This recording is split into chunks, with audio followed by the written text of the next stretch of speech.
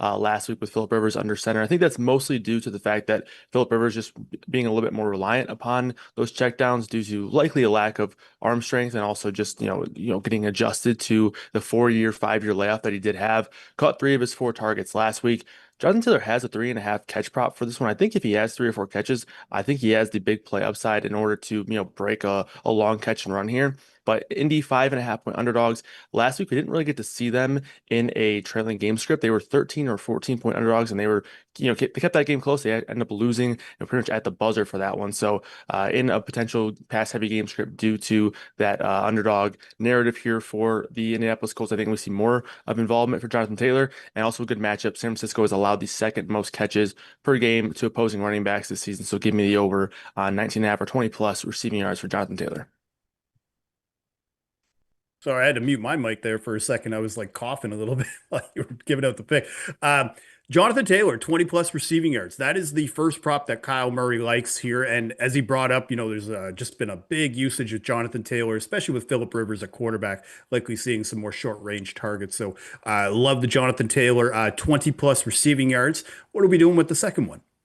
Yeah, going to the other side on the running back position here, CMC under 62.5 rushing yards. It's never fun to take an under on a player like Christian McCaffrey, but tough matchup here for him as the Colts have allowed just 3.47 yards per carry since week 10 to opposing running backs, which is the lowest in the NFL in that time frame. And they also don't allow a lot of big plays. I know we've seen a lot of talk and narratives around McCaffrey's lack of big play ability on the ground so far this season. Obviously, he's been a fantastic producer in the receiving game, but in terms of his yards per carry and his explosive run rate, it has not been what we've expected of CMC so far this season. And now he gets a matchup against the Colts, who allow the 5th fewest explosive plays in that time frame since week 10. And then also you factor in Brian Robinson, who's been getting a little bit more involved here, 8 carries per game over the last 5 games. So when you factor in a couple of reasons to expect maybe some other running backs or people working into his workload and the rough matchup here for CMC, just has me on the under 62.5 rushing yards. Again, I expect him to be more involved in the passing game as well. So I'm going to take the under on his rushing yards.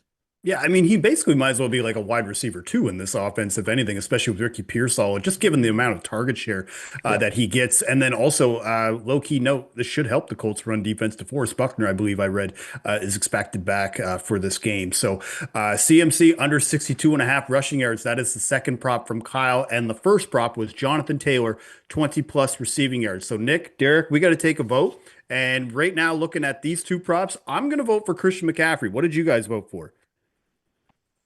Nick is on CMC as well. All right. Well, me and Nick both on Christian McCaffrey under 62.5 rushing yards. So yeah, that's going to be the pick here for that one. Let's now move to Derek Hardy. He has two props he likes, both on the Colts side. Derek, what is the first prop you like? The first prop I'm looking at is Philip Rivers over completions. If you follow me in the Action Ooh. app, I posted it several days ago at over 16.5 minus 105. The best line I can find right now is over 18.5 even money at DraftKings. So it's definitely moved quite a bit, but I'm still seeing a lot of value on this. The Blitz is projecting 22 completions for Rivers. We see this so often with quote unquote bad quarterbacks. The lines for them get set so low based on the perception of how bad they are. And it's rare that an actual NFL quarterback, even one that hasn't played in 4 or 5 years, is is that bad. It sets up well for Rivers. Like he's on a great team, great supporting cast, great offense. He's at home. He's in a dome. He's got a good game script. Like it all works out well for him. And so I'm looking at the over for Rivers. So is bad old now? Is that what we're doing now? So old is bad? Like so for me, I'm just saying Philip Rivers. I don't know if I would call him a bad quarterback. I think he's just old as shit. The fact that he's older than all of us here on the show right now, and we're looking at betting an over on him in this spot, is quite hilarious. It's just quite funny to me that we're in this spot now where Philip Rivers is back in our lives. So Philip Rivers over 16.5 completions right now. Actually, it's over 18.5 completions. That's available at DraftKings right now. So that's the first prop that Derek likes. Where are we going with the next one, man? Next one I like is Michael Pittman over 3.5 receptions. I got it in the action app at plus 112 earlier in the week. Best I could find today was plus 104 at FanDuel. For very similar reasons, I like the over here on Pittman. The Blitz is projecting 5.1 receptions, so a good reception and a half over the line. We're getting it at a little bit of plus money. All of the Indy receiving lines look too low to me, just based on this whole Philip Rivers perception thing. I could have picked any number of the receivers and taken their over, and it would have been showing value. Happen to take Pittman. I like him the best here, but it's the same deal. Like Rivers is not as bad as everyone thinks. They're at home, they're in the dome. It's a good game script. Michael Pittman is heavily targeted. Like it's just everything sets up really well here for a line that's set really low. So Pittman for me too. All right, Pittman over 3.5 receptions. Both of these props, I believe, are available at plus money as well, with the over 18.5 completions for Old Man Rivers. And I should just put a disclaimer, like, yeah, I'm not saying 40 is old. It just I feel old some days, so just trying to let people feel like, because I know Nick and I we're probably the older crew here, so I just don't want to denigrate it too much against the older folk, but. We got to take a vote here, Nick. Nick and Kyle. So, are we going to vote for Philip Rivers to continue this old resurgence and have 17 or 19 completions rather against the Niners defense? Or are we going to take Michael Pittman to have 4 receptions? I voted for Pittman. What did you guys do? Rivers. Wow. Okay, Kyle. Before we get to your picks, what were you thinking with Rivers over Pittman in this spot? Yeah, I mean, I think obviously Pittman and the Rivers plays they correlate. So like, I like both of them. I think obviously I've talked about Jonathan Taylor and why I like him in the receiving game.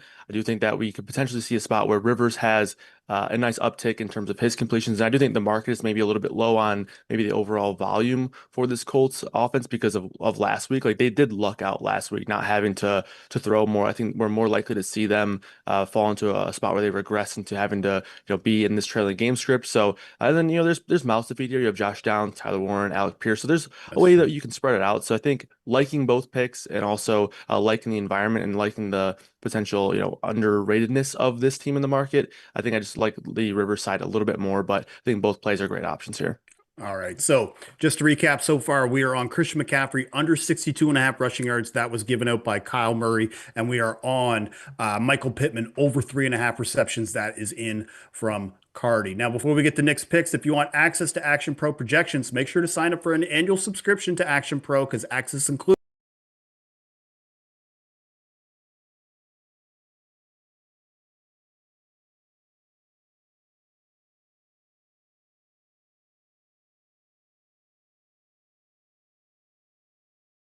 off. Okay. Let's bring it back. Dr. Nick Giffen. I obviously you've created the luck rankings, but reading it over this week, it looks like this game doesn't apply from a luck side or total. So, what are we going to do from a player prop standpoint in this matchup? Yeah, we're going to go to 2 player props. Both of mine will be on Indianapolis Colts players. First one, this might sound familiar to you, Michael Pittman over, but instead of receptions, I'm going to take receiving yards over 31.5 receiving yards. The 49ers, they generate the lowest pressure rate over expectation in the league. And last week, Philip Rivers, when he was not pressured, he went to his first read 90% of the time, over 90% of the time, technically. And Michael Pittman was that first read on 22% of his routes run. I expect that to be similar, if not maybe even a little bit higher, with San Francisco missing one of their starting cornerbacks and a little bit of a tougher matchup for Tyler Warren. Not necessarily in terms of like touchdowns, because San Francisco allows a lot of touchdowns, but just overall volume and yardage. The San Francisco's just been kind of mid-pack against the tight ends. So I think Pittman could be the first read here around that 20+% rate as well. And as several of you have alluded to already, more passing volume overall this week expected for the Indianapolis Colts. Last week, they only ran 7 plays while trailing. I expect that to be more with, being a 5.5-ish point underdog here. So give me Pittman over 31.5 receiving yards is my first pick. What a glorious game it would be, though, too. If Philip Rivers has like 19 completions, Pittman's getting like 8 catches and 50, like, oh my God, just what a fun game that would be for the old folks in our live, if you know what I mean, Nick. I'm just kidding. I keep teasing you about that. I'm old as shit, so I have no problem admitting it. All right. Michael Pittman over 31.5 receiving yards. That is the first pick from Nick. Where are we going with the second one? Yeah, like I said, another Colts player prop here, and I'm going to go Jonathan Taylor longest rush over 17.5 yards. If we look at the defenses that Jonathan Taylor has played this year, it's basically been like Jekyll and Hyde. He has faced 8 defenses that are top 10 in defensive rush DVOA, and he's only cleared 17.5 in just 2 of those 8 games. However, the other 6 games have all come against bottom 14 rush DVOA defenses, and he's cleared this in 5 of those 6 games, with the other one coming pretty close. I think it was like 16 yards for the longest run. So, really well against bad defenses in San Francisco, 6th worst in defensive rush DVOA. Plus the 49ers, they've only faced 2 like really good rush offenses, only 2 rushing offenses better than top 15 in rush DVOA. So they have had an absolutely incredibly easy schedule of opposing running backs and rushing offenses.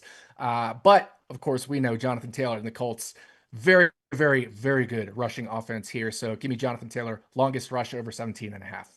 Yeah, I can't think of a better favor to Philip Rivers that Jonathan Taylor could do than busting a long run and putting them not behind the 8 ball, like in their own territory, right? So, okay, Derek, Nick, we got to take or Derek and Kyle, rather, we got to take a vote. Are we going to take Michael Pittman over 31.5 receiving yards, or are we going to take Jonathan Taylor to have longest rush over 17.5? Derek already knows what he wants to do. He's doing Pittman.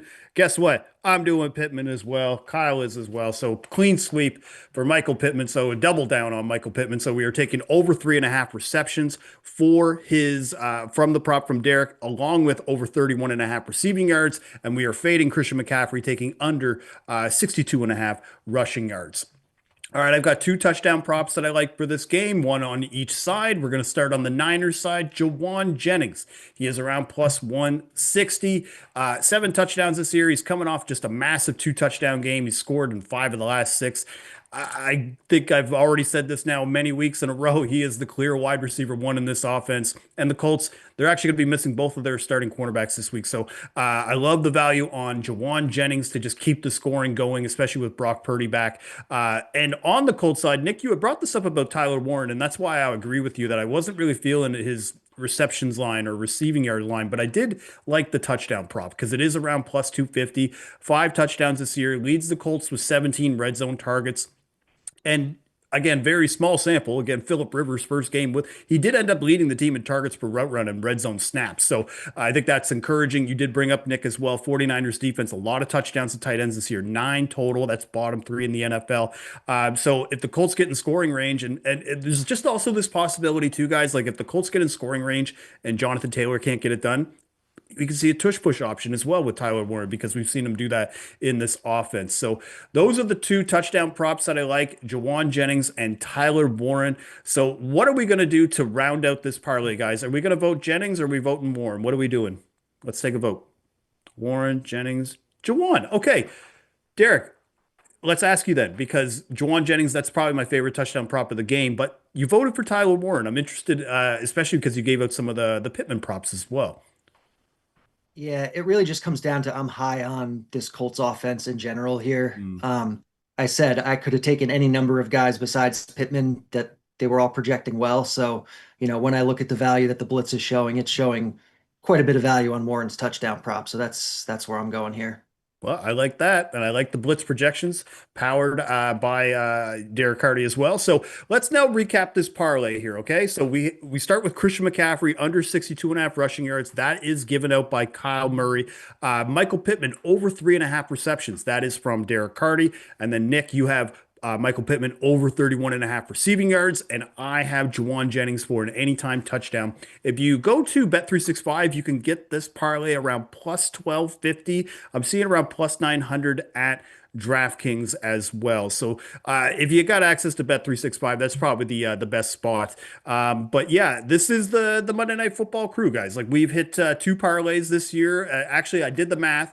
And because of the 2 same game parlays that we've hit this year, a 22-1 and a 16-1, technically we made out in profit. So for me, that's still all I wanted to do with this kind of show, to have a same game parlay to sweat for all of these primetime games. But I guess the last thing I just wanted to say is join the Action Network Discord because Nick, I believe you're going to be going live tonight for Bet What Happens Live at the 2 minute warning of this game where you're going to find some good edges and angles going into the second half. And we're going to be back on the island next Monday. We're going to wrap up week 17. It's actually going to be our final Action Island of the regular season. It's going to be Rams and Falcons for Monday Night Football. And I believe, well, there is Wednesday Island. I guess I should say we are going to do a Christmas show island on Wednesday. That one I was just waiting to be a little bit more coy than that before we announce it. But this crew, like, we'll be back Monday, wrapping up week 17, Rams and Falcons. I bring that up because right now, week 18, we don't actually know what the primetime game is. There is no Monday Night Football. There is no Thursday Night Football. And we don't even know what the Sunday Night Football game is going to be yet. So, but either way, we will see you back here on week 17 to wrap up that week. So on behalf of Nick Giffen, Kyle Murray, Derek Hardy, I'm Gilles Gallant. Thank you for watching Action Island. Aloha.